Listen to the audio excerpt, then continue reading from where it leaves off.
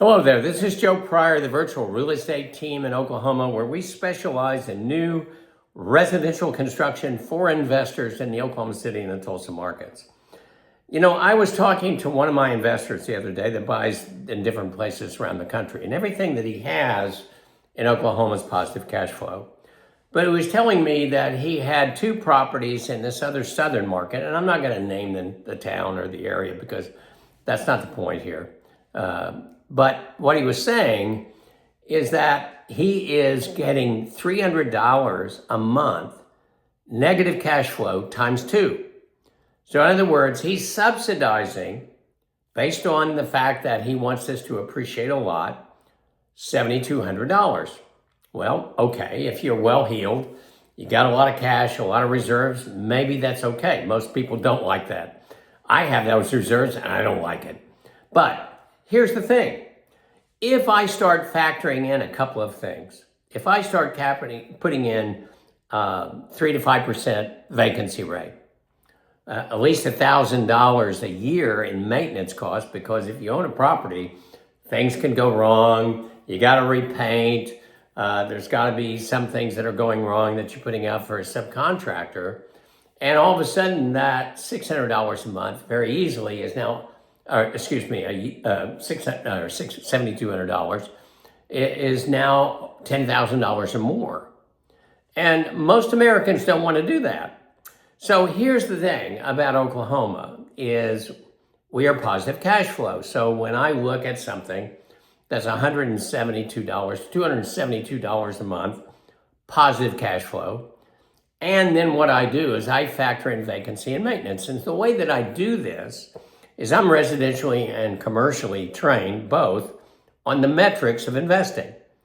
And so I've got to put in vacancy, I've got to put in maintenance when I analyze your long-term return on investment, what's called internal rate of return. In other words, as long as you keep the money in the investment, you don't refinance and take money out, then after 5, 7, 10 years, this is your annualized return, 10%, 12%, 15% before and after tax, whatever.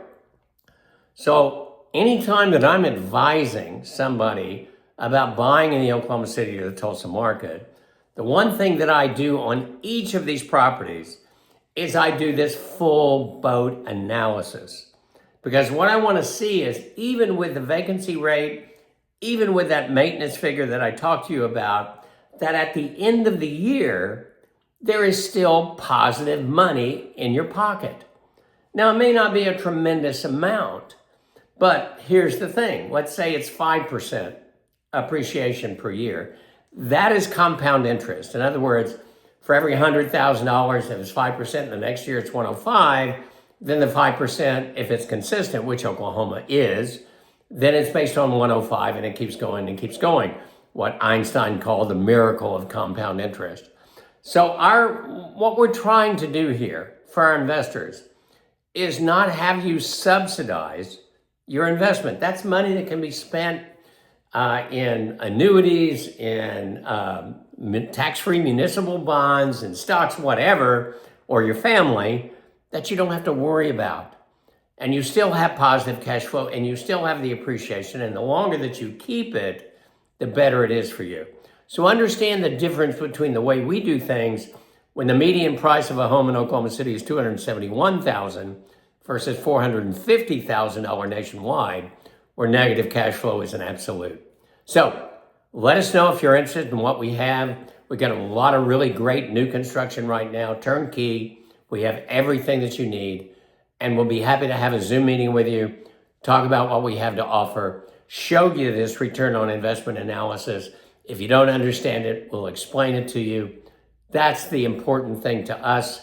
I've been doing this for almost 37 years, and I'm dedicated to making sure that you're whole and that the money that you have is positive.